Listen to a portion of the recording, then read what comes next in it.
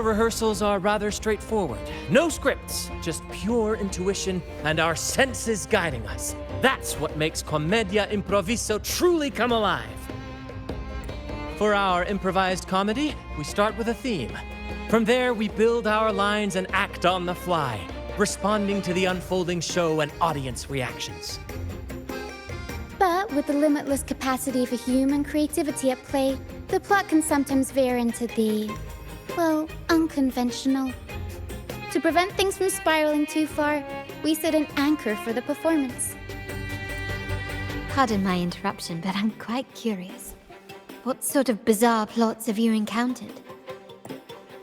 Well, something like a humble craftsman from a small town sets sail on a rainy night, stumbles upon ancient ruins, is reincarnated with superpowers, and then decides to conquer the galaxy, becoming the Emperor of the Stars. So, we draft a basic outline that assigns roles and guides the plot's direction.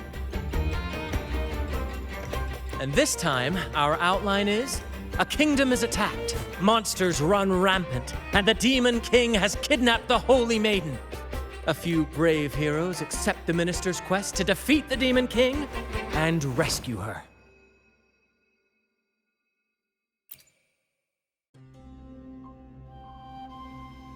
This outline holds special meaning.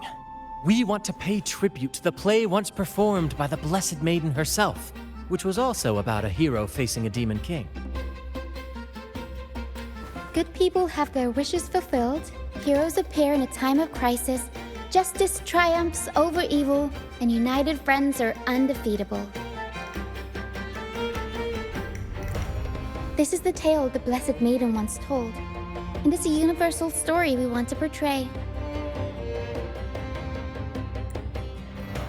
To me, the world is a stage, and performing is much like combat. Coordinated movements, quick thinking, sharp reflexes, and, above all, trust in your allies.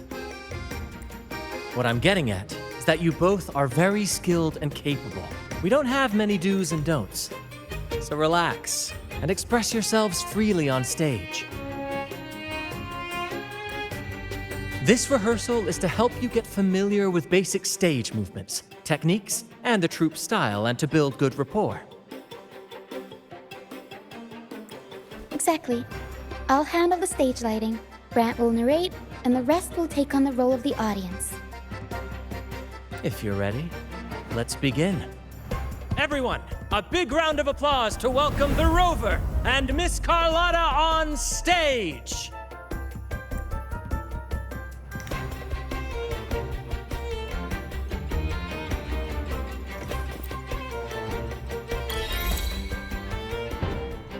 All right, next I'll spin the prologue of our tale, setting the scene for how our brave heroes first crossed paths.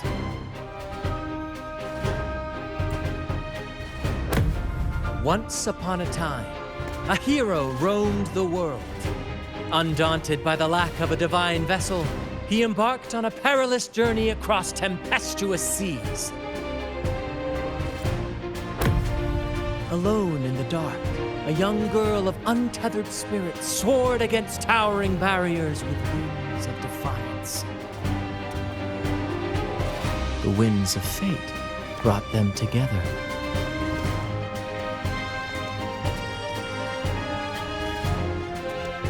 As the world teetered on the brink of absolute darkness, they found solace in each other's gaze.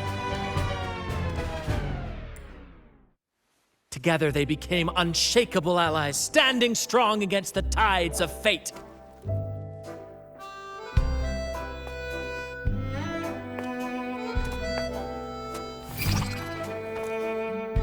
Even if light were to fade from the world and the stars cease to shine, they would still blaze like the sun forever.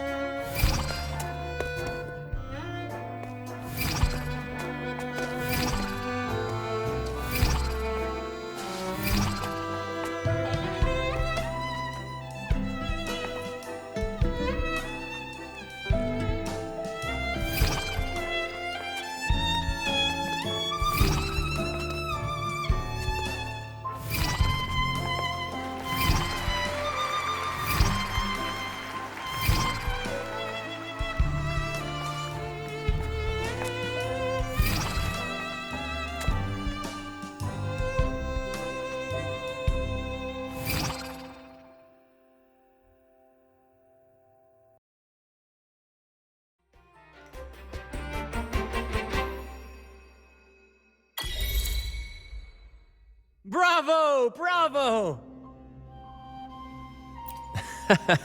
Seeing your chemistry, I decided to take a little creative liberty with the story. Anyway, it didn't stray too far from the outline, right? The thrill of improvisation is in its unpredictability.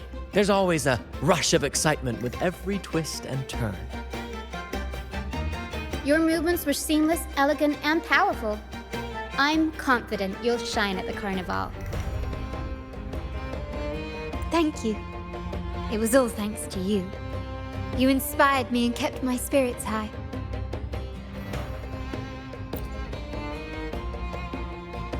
You'll master it in no time, I'm sure. All right, that's enough for today. Let's save the grand reveal for the carnival. Oh, and speaking of which, there's still something we need to prepare for you, isn't there? You mean the essential item for the carnival performance? Don't worry. I've taken care of everything. Oh, so it's handled then. I can't wait to see it.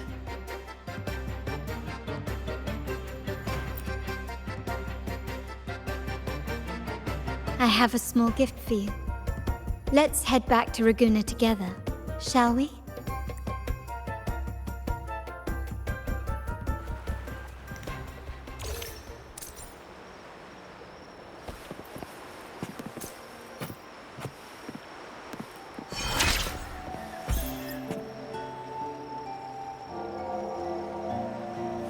This way. Please, follow me. Where are we going? Please allow me to keep that a secret for now. I wouldn't want to spoil the surprise. But here's a hint. You've been there before.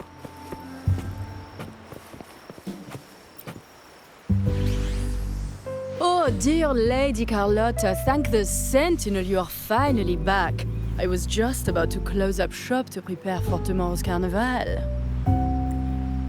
You have completed my request, haven't you? Of course, Lady Carlotta. You should have more faith in my skills. Here you are. A small token of my appreciation. Abby, I have something for you as well. Wow, really? I get a gift too? Ha! You're so nice. Ah, so that's why Lady Carlotta was so insistent on using only the finest materials and meticulous craftsmanship for this piece. For a moment, I feared she lost faith in my skills and was plotting to hand over the shop to someone else. Now I see why this little creation was so important to you, Lady Carlotta. Nyala, you do have a flair for dramatics. Ahem. Anyway, why don't you unwrap it?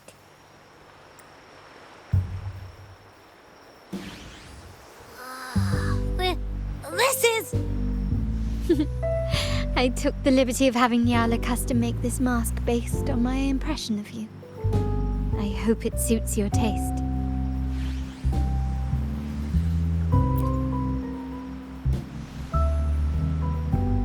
I'm pleased you like it. The carnival is a splendid reverie, and the mask is its passport. May it help you navigate the carnival with ease, and let you enjoy it to your heart's content. We will, for sure.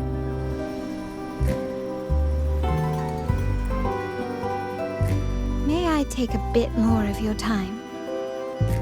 Walk with me through Ragunna tonight. I have some additional information to share with you.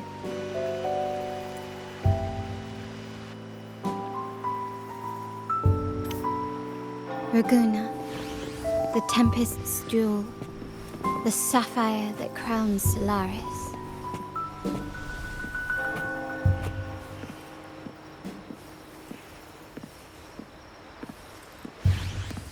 The The waters of Raguna serve as a mirror, reflecting the countless faces of this city, much like our own There was a time when the currents swept us into the jaws of uncharted waters, where relentless storms and voracious waves awaited. But after weathering such trials, they revealed to us a hidden gem: the shores themselves. My family has always been drawn to the thrill of a new voyage.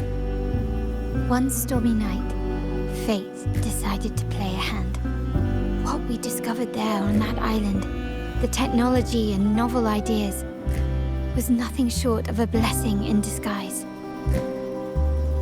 There exists only one relatively safe route from the Black Shores to Raguna, a path known solely to the Montelli family. As long as you stayed on this course, you were bound to encounter the troop.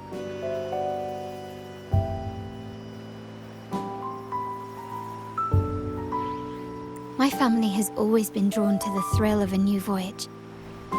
One stormy night, fate decided to play a hand. What we discovered there on that island, the technology and novel ideas, was nothing short of a blessing in disguise. Exactly. When we heard the Black Shores were hunting for a legitimate entry into Raguna, I thought, why not bring them into our little venture? Hence the invitation. My family has always been drawn to the thrill of a new voyage. One stormy night, fate decided to play a hand. What we discovered there on that island, the technology and novel ideas, was nothing short of a blessing in disguise. Our intentions might not be as grandiose or ominous as you think. We seek liberation, and to achieve it, we're pursuing the truth behind Renacita's origins. Legend has it that when people first arrived on this island, Genesis Nexus was already here, welcoming them. The prevailing belief is that the Sentinel gifted us this technology, and despite nobody ever seeing the Sentinel in person, we talk with them through supposed telepathy. Notice anything strange about that story?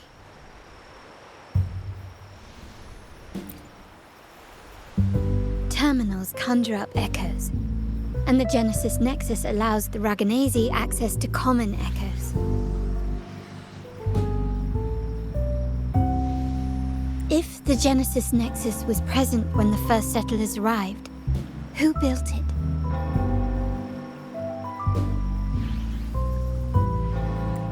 And really, if no one's ever laid eyes on the Sentinel, how can we be so sure that statue really represents them? It seems to me the Order might have spun us a tale, hiding the true origins behind their grand myths.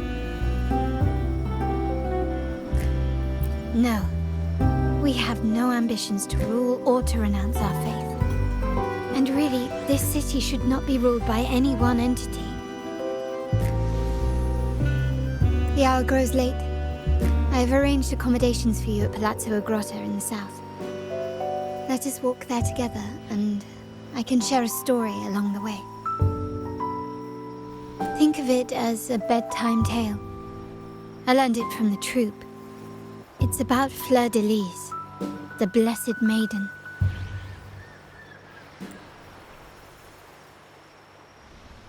Once, the Blessed Maiden was just a simple peasant girl. During the Sentinel's gratitude rite, the young Fleur de Lis managed to sneak past the guards and drink the sacramental wine. Every drop.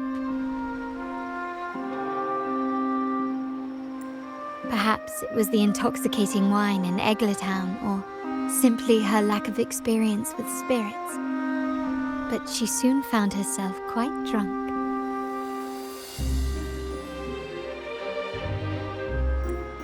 Swaying on her feet, she ascended the ceremony's grand platform, lifted her threadbare dress, and began a rather ungainly dance. Seizing the sacred horn, she played a carefree folk tune, dodging the guards and weaving through the crowd with surprising agility. Remarkably, the crowd, as if drawn by an unseen force, followed her lead, transforming the solemn ceremony into a wild parade of cheers and revelry. Naturally, the Order was less than pleased. The pilgrim sale did not yet exist, so Fleur-de-Lis faced 3 days of confinement. That unforgettable day of disordered revelry left a lasting mark on all who witnessed it. Is it not remarkable? A rebellious girl chosen by the Sentinel to become the Blessed Maiden. If the Sentinel indeed permitted such a girl to serve as their spokesperson, it suggests that all this joyous revelry is not something they disdain. Perhaps they too enjoy poetry, painting, tears, laughter, romantic tales of knights, and dancing amidst crowds, much like ourselves.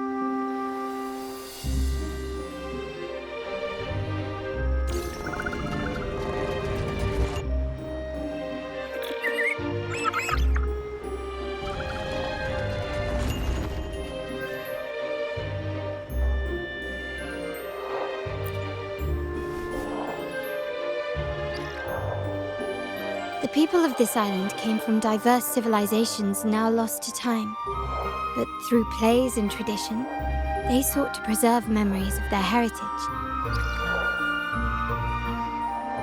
In the past, while the clash of cultures led to conflict, the Ragganese united through faith, restoring balance even if precarious. To maintain this unity, we've always needed both a sentinel and a play based on a shared legend that gives us roles. Yet this play has endured for so long that we've become defined by our roles. Noble, commoner, believer, merchant. What was meant to unite us now stifles us.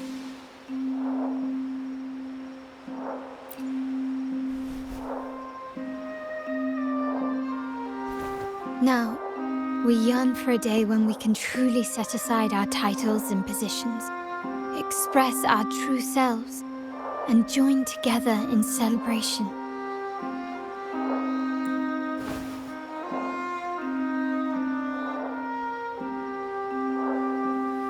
Yes, born from hope and idealism, it reminds the Ragganese of our initial vision of equality and freedom. It also affirms our true worth. While the Order's true intentions remain unclear, we are certain their influence has already eroded the very foundations of our society. People revere the divine figure the Order has constructed, yet they also live in fear of punishment. Legends become accomplices in fostering ignorance, and faith becomes the loyal executioner of cruel punishment. An invisible cage has trapped us all.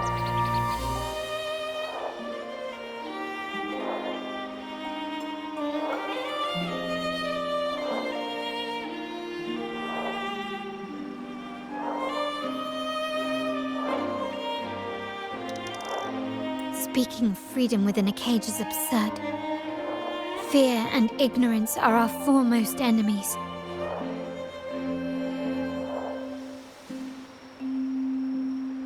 This year's carnival will spark a flame fierce enough to burn down that cage.